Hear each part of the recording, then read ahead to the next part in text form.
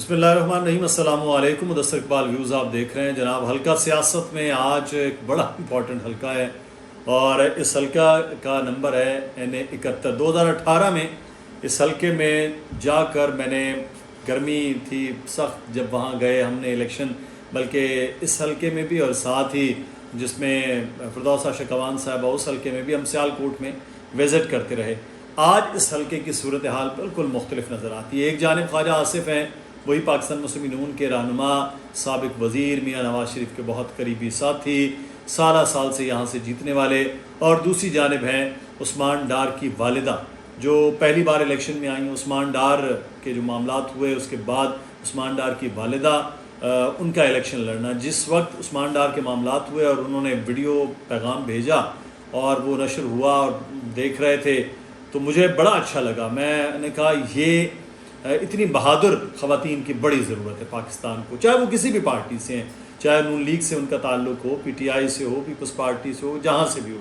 لیکن بہرحال اتنی زبردست اور بہادر خواتین ضرور ہونی چاہیے اس معاشرے میں۔ ان کی ضرورت ہے، ان کی ضرورت ہے۔ الیکشن سے ہٹ کر الیکشن ہار جیت یہ فیصلہ تو عوام کے ووٹوں کا ہونا ہے، لیکن میں بات جذبات کی، احساسات کی کر رہا ہوں۔ بہرحال N71 کی ہم بات کرتے ہیں۔ الیکشن میں اس حلقے میں ووٹرز کی تعداد خاصی زیادہ ہے، یعنی یہاں پر اگر میں ٹوٹل ووٹر بتاؤں آپ کو تو 5,77,000 اور 281، یعنی کہ 5.6 لاکھ سے زائد ووٹر ہیں اس حلقے میں۔ اور اس حلقے میں 5.6 لاکھ ووٹر، اتنی بڑی تعداد، اور اس بڑی تعداد کے ووٹرز کا رجحان کس طرف جا رہا ہے یہ میں آپ کو بتاتا ہوں، لیکن اس سے پہلے مرد ووٹرز کی بتائیں تو مرد ووٹر زیادہ ہیں، 3,05,133 ہیں، اور خواتین ووٹرز کی تعداد یہاں پر 2,72,148 ہے، یہاں قدرے کم ہے۔ یہاں کے ماحول الیکشن کا کیا، میں پہلے ریحانہ امتیاز ڈار کے حوالے سے بتاؤں کہ ان کو ان کے پلس اور نیگیٹو پوائنٹ کیا ہیں اور وہ اس وقت کہاں سٹینڈ کر رہی ہیں، اور خواجہ آصف صاحب جو سابق وزیر بھی رہے ہیں ان کی بات کرتے ہیں۔ نمبر 1، ریحانہ امتیاز ڈار جو عثمان ڈار صاحب کی والدہ ہیں، ان کے جو ایک پلس پوائنٹ، سب سے بڑا پلس پوائنٹ ہے کہ وہ پی ٹی آئی سے ان کا تعلق ہے، اور پی ٹی آئی کا اس وقت ایک ویو بہرحال موجود ہے، ایک سمپتی کا ووٹ موجود ہے عمران خان کے، اور اس کا وہ فائدہ اٹھا رہی ہیں۔ دوسری جو ایک بڑا فائدہ ہے وہ یہ ہے کہ وہ خاتون ہیں،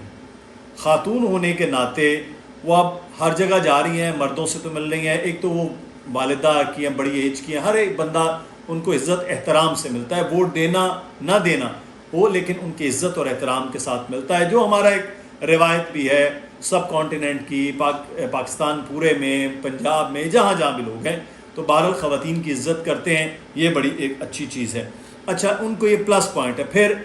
مردوں نے دروازہ کھٹکھٹانا ہے تو اندر جانا ہے، خواتین دروازہ کھٹکھٹاتے اندر جا چکی ہوتی ہیں، اور خواتین جس طرح سے انٹریکٹ کرتی ہیں یہ ان کے پاس پلس پوائنٹ ہے، جو ریحانہ امتیاز ڈار کی اس وقت کیمپین چل رہی ہے۔ اچھا، تیسرا جو پلس پوائنٹ ہے وہ ہے یوتھ۔ ایک تو یوتھ کا ویسے ووٹ عمران خان کی طرف ہے، لیکن اس سے ہٹ کے جو اس حلقے میں، کیونکہ 4 سال تک عثمان ڈار یوتھ کو لیڈ کرتے رہے ہیں، پھر یوتھ لون سکیم، یوتھ کے پروگرامز، تمام تر چیزیں، اس وجہ سے عثمان ڈار نے یہاں کے یوتھ کو بہت زیادہ انٹیکٹ رکھا، مختلف پروگرامز کے ذریعے بہت سے لوگوں کے قرضے یہاں سے ہوئے، بہت سے لوگوں کی جابز کے معاملات ہوئے، یہاں چیزیں 4 سال، کیونکہ عثمان ڈار، عمر ڈار بڑے قریب رہے پاکستان تحریک انصاف میں عمران خان کے، جس کی وجہ سے 12 لوگ ان کے بہت سے کام ہوئے، بہت سے لوگ ایسے تھے جن کی رسائی نہیں تھی عمران خان تک، لیکن عثمان ڈار کا بہرحال یہ پلس پوائنٹ تھا کہ وہ عمران خان کے بہت قریب رہے۔ اچھا، نیگیٹو پوائنٹ جو ریحانہ امتیاز صاحبہ کے ہیں، ایک تو یہ ہے کہ عثمان ڈار نے وہ ایک پروگرام کیا کامران شاہد صاحب کے ساتھ، اس کے بعد ان کے خلاف کچھ کیمپین ہوئی، لوگوں نے کہا یار یہ لوٹا ہو گیا، لیکن اس کے باوجود وہ پارٹی میں ان کی والدہ کو ٹکٹ دیا تو لوگوں نے سمجھا نہیں ابھی ہیں، لیکن کہیں نہ کہیں انہوں نے کہا یار یہ کمزور پڑا۔ جو دوسرا پلس پوائنٹ ہے، نیگیٹو پوائنٹ ہے سب سے بڑا، وہ ہے بلے کا نشان کا نہ ہونا۔ جب بلے کا نشان نہیں ہے تو لوگوں میں ایک عجیب ایک ماحول ہوتا ہے، جیسے دھڑا دھڑ بہت سے لوگ اس وقت جو ہے وہ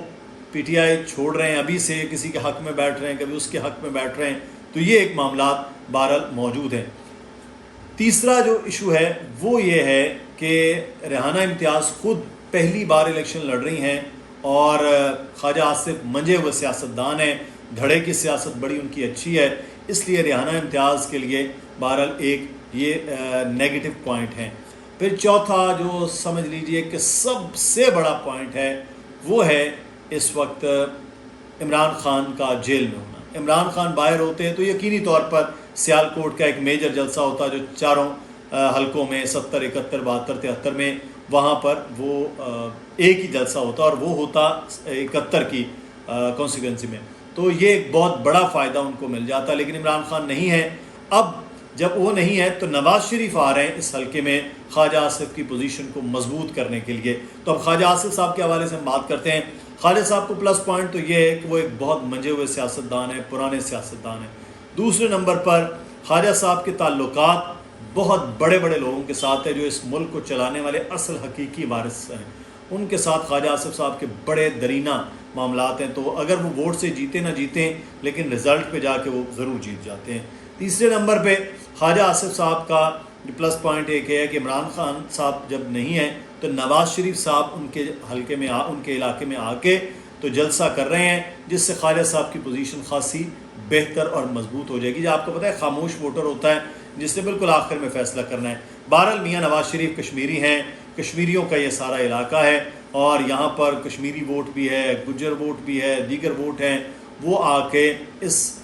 علاقے میں اپنے آپ کو پیش ہی اس طرح سے کرتے ہیں کہ میں کشمیریوں کا آپ کا بیٹا، تو جس سے وہ خاصا ووٹ لے لیتے ہیں۔ دوسرا سیالکوٹ میں ہم نے ماضی میں بھی دیکھا نون لیگ بڑی مضبوط یہاں پر رہی ہے، تمام سیٹیں بھی انہوں نے کامیابی سے جیت لی ہیں۔ اب کی بات سچویشن کیا ہوتی ہے یہ بہرحال دیکھنا ہے۔ خواجہ آصف صاحب کے پاس عثمان ڈار اگر مد مقابل ہوتے تو سچویشن خاصی مختلف ہوتی، لیکن اب ان کی والدہ ہیں تو اب دیکھتے ہیں کہ کیا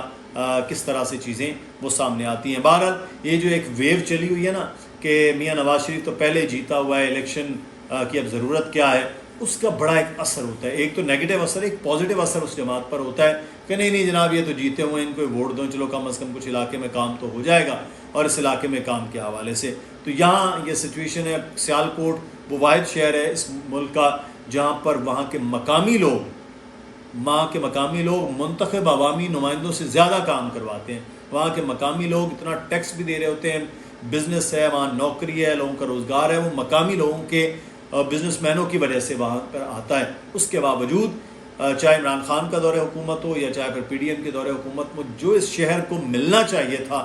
وہ انفارچونیٹ اس شہر کو نہیں ملا۔ اور آخر میں ہم اور حلقہ N71 میں جو ہماری تمام تر معلومات ہیں اور تمام تر سرویز ہیں اس کے مطابق ابھی بھی جو ایج حاصل ہے وہ ہے ریحانہ امتیاز ڈار صاحبہ کو، جو اس وقت بہرحال سمجھ لیجیے 51 52 کے ایج پر چل رہی ہیں، اور یہ ان کی کامیابی کی وجوہات بھی میں نے آپ کو بتائی ہیں اور ناکامی کے پوائنٹس بھی بتائے ہیں۔ خواجہ آصف صاحب کے لیے میاں نواز شریف کا جلسہ بڑا امپورٹنٹ ہے، اور ہو سکتا ہے یہی جو 3-4 پوائنٹس ہیں کہ اگر اوپر نیچے ہو گئے تو پھر معاملات اور ہوں گے۔ پچھلی بار بھی چند 100 ووٹوں کا تھا جس پہ رزلٹ رکنے کے بعد نتیجہ سامنے آیا تھا، اور وہ نتیجہ کیسے آیا تھا وہ آپ سب جانتے ہیں۔ اپنا خیال رکھیے گا، اگلے آنے والے دنوں میں دیکھتے ہیں کہ اس حلقے میں کیا معاملات ہوتے ہیں۔ کسی ایک نئے حلقے کے ساتھ حاضر ہوں گے، اپنی رائے کا اظہار کیجیے گا۔ اللہ حافظ۔